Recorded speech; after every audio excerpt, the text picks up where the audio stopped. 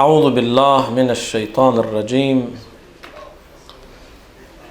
بسم الله الرحمن الرحيم. الحمد لله رب العالمين والصلاة والسلام على رسول الله الأمين سيدنا ونبينا محمد بن عبد الله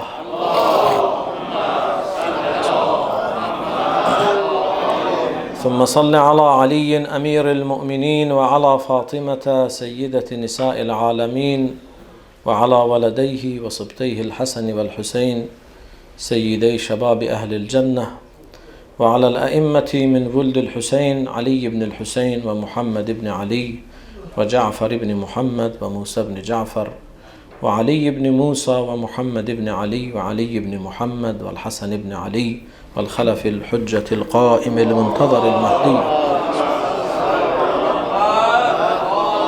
حججك على عبادك وأمنائك على بلادك يا رب صل عليهم صلاة تامة زاكية نامية ما دامت السماوات والأرضون عباد الله أوصيكم ونفسي بتقوى الله. Möhtərəm möminlər, möhtərəm möminələr, əvvəl özümü və sonra siz əzizləri ilahi təqvaya dəvət edirəm.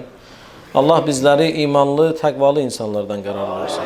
Son anımıza qədər, son nəfəsimizə qədər ağlımızı və sağlamlığımızı əlimizdən almasın inşallah. Son nəfəsimizə qədər sağlam ağılla, sağlam düşüncə ilə, sağlam bədən üzvləri ilə ona ibadət, itaət eləməyi bizlərə nəsib eləsin. Bir daha dua eləyək bu mübarək günlərdə, bu bayram günlərində. Allah xəstələrimizə tezliklə şifa inayət eləsin. Bu mübarək günlərdə dünyadan köçüb gedənlərimiz, haqqı boynumuzda olub dünyasını dəyişənlər, valideynlərimiz, şəhidlərimiz, Allah onların ruhlarını biz tərəfdən şad eləsin inşallah. Allah subhanahu və taala gələn günlərimizi daha xeyirli, daha uğurlu, daha bərəkətli qərar versin. Allah dünyamıza əmin-amallıq versin. Bu müharibə odlarını tezliklə dünyamızdan uzaqlaşdırsın və bizim də əmin-amallığımızı bizlərə çox görməsin inşallah.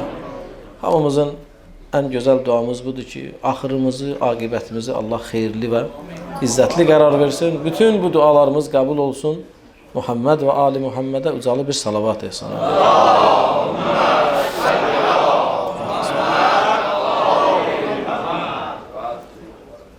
Ayələrdə gizlənən həqiqətlər silsiləsində növbəti bir ayəni sizin üçün oxumaq istəyirəm. Oxuduğum ayə Quran-ı Kərimin Bəqərə surəsinin 238-ci ayəsidir. Allah bu ayədə deyir: Bismillahirrahmanirrahim. Hafizu alas-salavat və-salatil vusta və qumu lillahi qanitin. Allah insanlara, möminlərə, bizlərə baxın ayədə deyir: Hafizu alas-salavat, namazlarınızı qoruyun. Və-salatil vusta, xüsusən orta namazı qoruyun. Və qumu lillahi qanitin, Allah qarşısında da itaətkar dayanın, onun qarşısında ona itaət edərək, ona layiq olaraq dayanın. Əziz qardaşlar, bu ayə baxın namaz barədə danışan ayələrdəndir. Amma Allah bizə namazlarımızı qorumağı və xüsusən orta namazı qorumağımızı nə edir? Əmr edir. Əvvələn namazlarınızı qoruyun. İnsan nəyi qoruyur, əziz qardaşlar? İnsan bir şeyi qoruyur, ona diqqət edir. Ona görə ki, o şey onun üçün çox dəyərlidir. O şey onun üçün çox önəmlidir. Məsələn, qoy mən bir Qurandan belə bir nümunə deyim öz cümləmizlə. Yusuf Peyğəmbərin qardaşları istədilər ki, Yusufu atalarından alsınlar, aparsınlar. Onların pis niyyətləri var idi. Amma atalarını aldatdılar ki, biz nə edirik? Aparay onu bizim yanımızda, qoy istirahət eləsin, gəzsin, görsün, falan eləsin. Amma Yaqub öz narahatçılığını bildirdi. Allah da Quranda deyir ki, siz gedərsiniz, onu qurd yeyər, canavar yeyər falan. Deyir, bax, biz bu boyda insanlar, bu boyda kişilər, öz dilimizdə deyək də, Biz onu qoruyarıq. Biz onu qoruyarıq. Bax, həm dəyərli bir şeyin qorumağa ehtiyacı var və həm də nədir? Yusuf Peyğəmbər uşaq idi. Bir uşaq ki, özünü idarə eləyə bilmir, bir uşağın ki, qorumağa ehtiyacı var, biri ona diqqətə ehtiyacı var, onun qorunmağa ehtiyacı var. Allah da baxın, namaza bizə əmr eləyib, namaz qılın. Namazı bizə vacib eləyib. Çoxlu ayələrdə. Lakin bu ayədə, bu 238, Bəqərə surəsinin 238-də Allah nə deyir? Namazı nə eləyin? Qoruyun. Sanki Allah bizə demək istəyir ki, öz qiymətli əşyalarınıza dəyər verdiyiniz kimi namazın da sizin üçün nə qədər dəyərli olduğunun fərqinə varın. Bilin ki, dəyərli bir şeydir. Özü də baxın, mən onu Azərbaycan dilində ifadə edə bilmirəm. Ərəb dilində bu hafizu feili var. Ona deyirlər fa'alə, müfa'alə babında, fa'alə vəznində. Bu qrammatik məsələdir. Bu cür feil işlənəndə burada qarşılıqlı qoruma var. Qarşılıqlı təsir var. Yəni, sanki Allah burada xüsusən bu feili seçib bu formada deməyi ilə demək istəyir ki, sən namazı qoru, elə bilmə ki, sən ancaq buna pasibanlıq edib onu qoruyursan. O da səni nə eləyəcək? Qoruyacaq. Burada qarşılıqlı var. Qarşılıqlı təsir var. Sən qoruyursan, o da səni nə eləyir?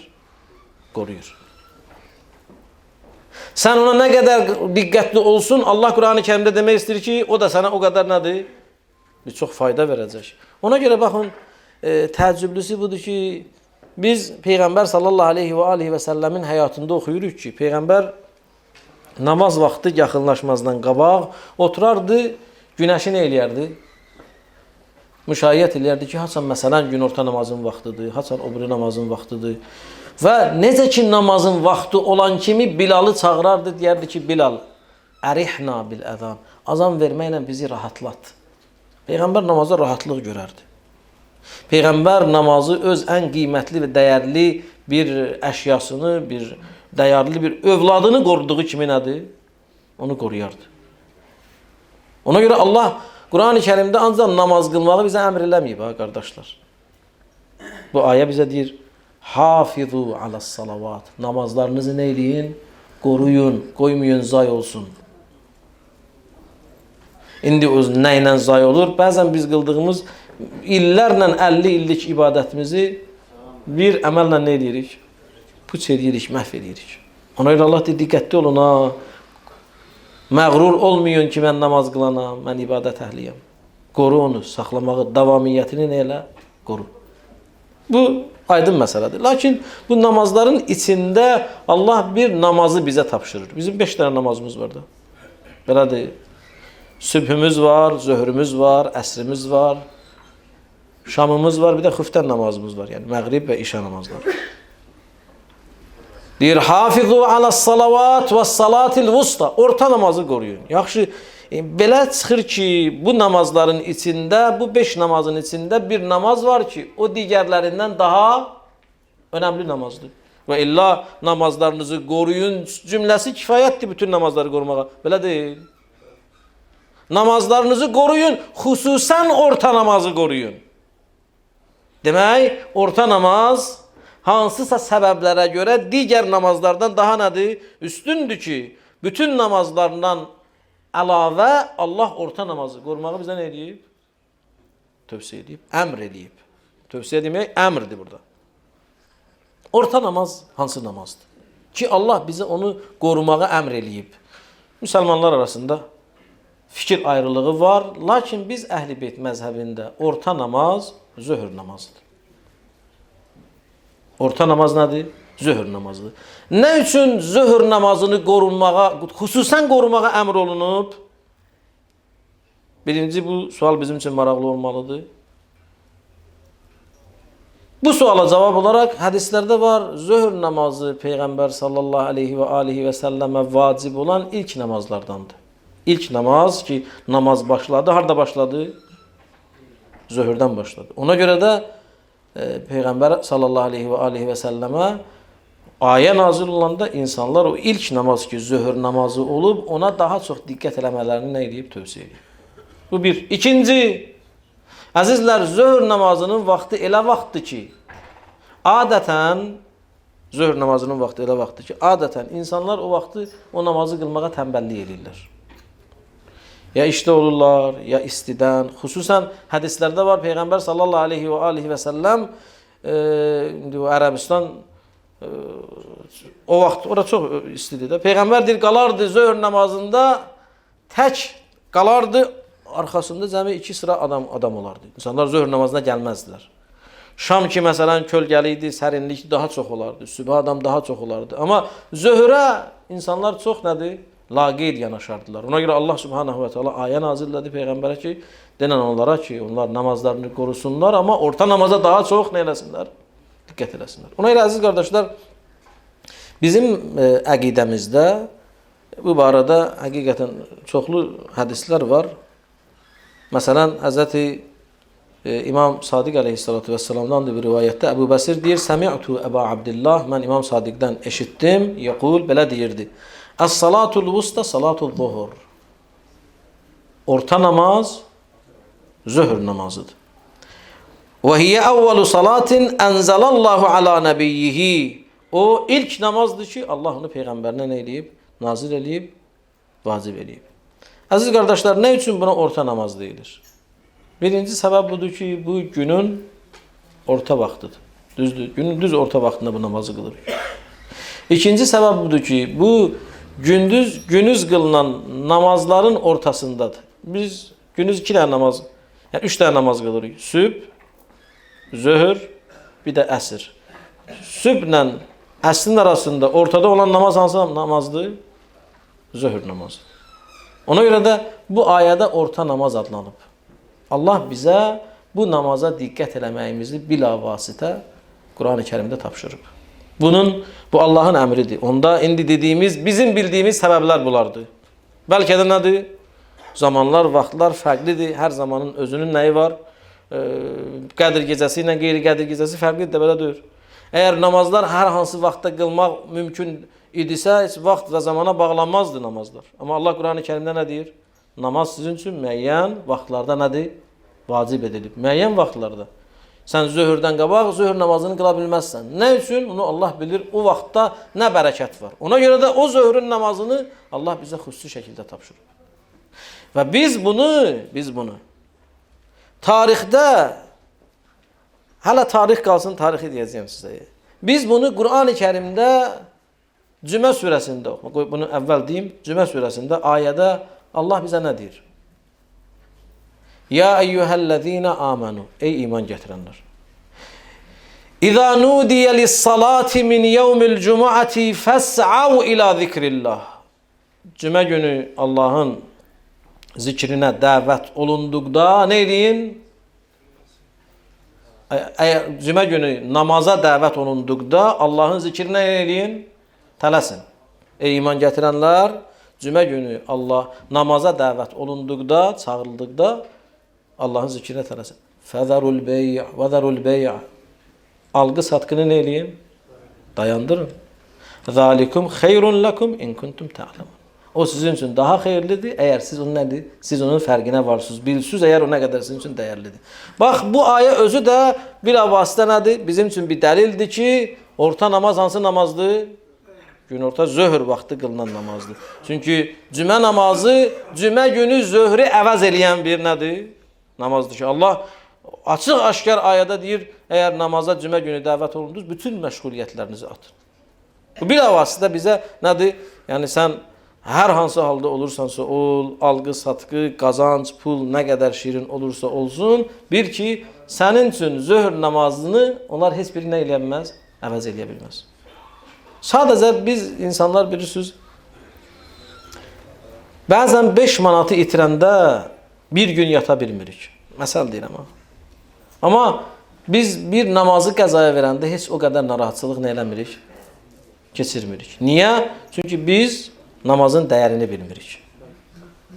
Çünki biz namazın nə qədər qiymətli, dəyərli və nə qədər də o maldan, o puldan, o sərvətdən daha çox bizə fayda verməsinin hələ də fərqinə varmamışıq.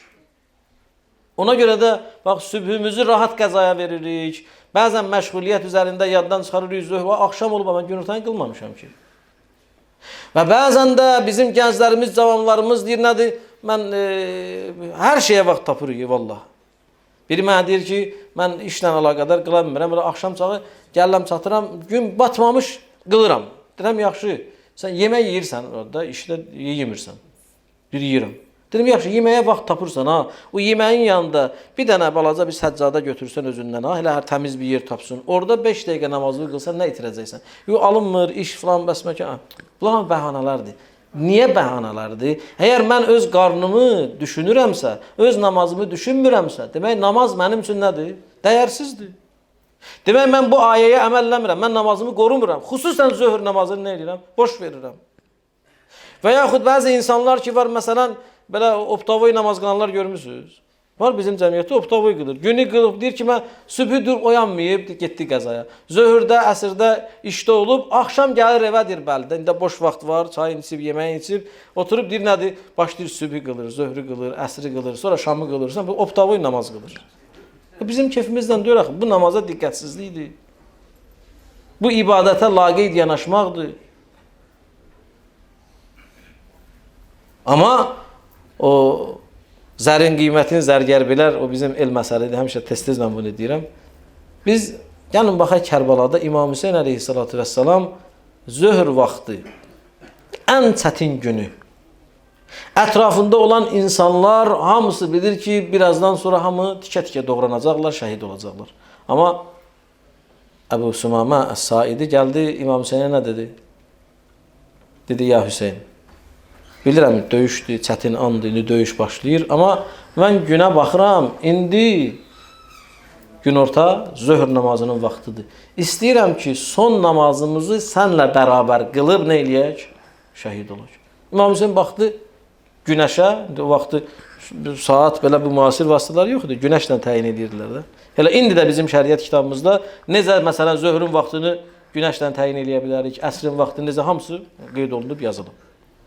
Baxdı, dedi ki, Allah səndən razı olsun. İndi tam elə nədir? Zöhrün tam vaxtıdır. Allah səni namaz qılanlardan və namazı xatırladanlardan qərar versin. Onun üçün dua elədi və sonra da, bax, İmam Hüseyin kimi bir şəxsiyyət döyüşdə düşmənə xəbər göndərdi ki, bilirəm, döyüşürük. Amma xahiş edirəm, belə deyək də, bizə icazə verin, namazımızı qılaq, sonra döyüşək. Təsəvvür edin. İndi bu düşməndən bunu istəmək biraz nədir? Çətin də olsa, amma görün, xüsusən bunun zöhr vaxtı olması, bu biraz da nədir?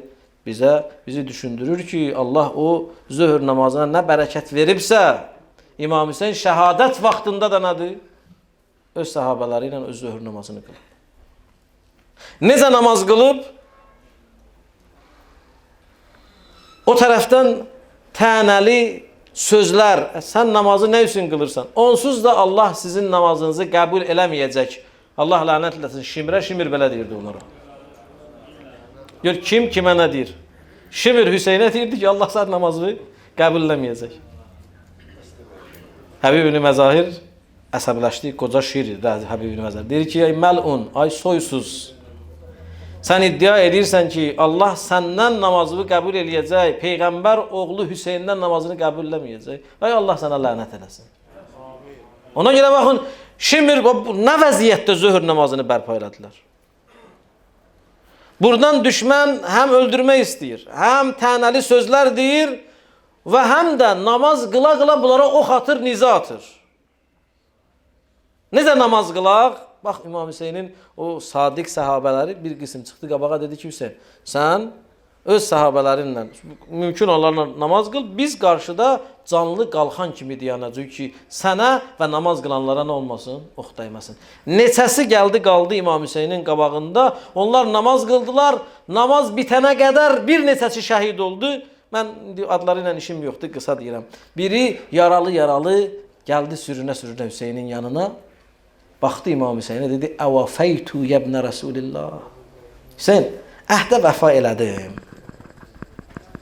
Sən namaz qılanda mən sənin qabağında qaldım, qorudum, əhdə vəfa elədim. Dedi, Allah səndən razı olsun. Sən necə ki bu namazda, mənim qarşımda, bizi, namaz qılanları qorudun, qiyamət günündə də mənim qarşımda olacaqsın.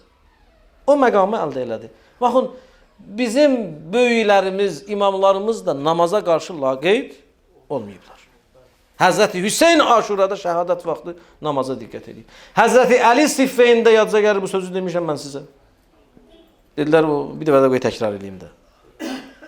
Həzrəti Əli deyir, Siffeyn döyüşündə gördülər ki, Əli səmada nəyisə axtarır. Dedilər, ya Əli, nəyə baxırsan? Döyüş deyib bu. Deyir ki, baxıram günəşə ki, namazın vaxtı gəlib, ya gəlməyib. Ök. Dedilər ki, indi nə namaz? Ölənlər, şəhidlər, əlsiz, ayaqsız qalanlar. Həzrəti Əli deyir, biz onlarla nə üçün döyüşürük? Biz bu namaz üçün onlarla döyüşmürük. Ona görə əziz qardaşlar, bu günləri Quranda gizlənən əsas həqiqətlərdən biri bax bu ayədədir. Allah bizə namazı vacib eləyib, bunu hamımız bilirik. Amma bəzən elə ayələr var, biz onlara diqqət eləmirik. Bu ayədə Allah bizə namazı nə eləyib? Qılmağı yox, qorumağı nə eləyib? Tapşırıb və xüsusən də orta namazı nədir? Qorumağı bizə tapşırıb ki, o da nədir? Zöhr namazıdır. Dolayısıyla yolla o ayəyə əsasən cümə namazıdır. Biz bu namazları nə eləməliyik? Qorumalıyıq öz birliyimizlə, öz gəlməyimizlə. Mən bu sözümün sonunda həmişə belə bir dua eləyirəm. Bu Ramazan ayı çıxanda, məhərrəmlik gəlib gedəndə, Əyyam Fatimiyə gəlib gedəndə. Bu dua hamımız üçün keçərlidir. Mənə də aiddir, sizə də aiddir hamımıza. Allah bizi mövsümü möminlərdən qərar verməsin. Bilirsiniz, mövsümü mömin nədir?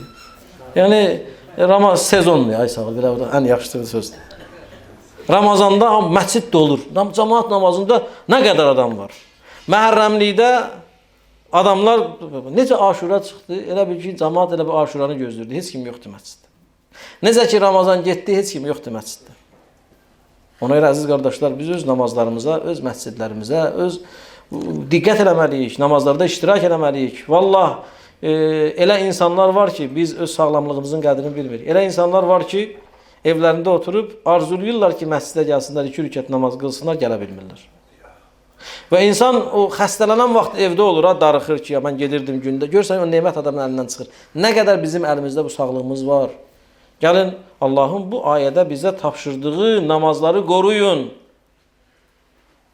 Orta namazı qoruyun. Bunu xüsusən də nədir? Cəmiyyət formasında, birlikdə, cümədə, cəmiyyətdə olmağımızı gərək nədir? Biz Allaha xatir bunu nümayiş edək, göstərək ki, biz həqiqətən də öz namazlarımızı qoruyanlardan, biz mövsümü möminlərdən deyilik. Allah bir daha dua edək, bizi mövsümü möminlərdən qərar verməsin inşallah. Bu gözəl günlər bu ildə gəlib getdi. Allah sonuncu qərar verməsin. Allah gələn ildə bu gözəllikləri bizə yaşamağı nəsib eləsin. Novruz bayramıdır, Ramazan bayramıdır, cümə günü, bütün bu gözəlliklər cəm olub bir yerə. Allah bu gözəl günləri hamımız üçün xeyirli, bərəkətli qərar versin inşallah.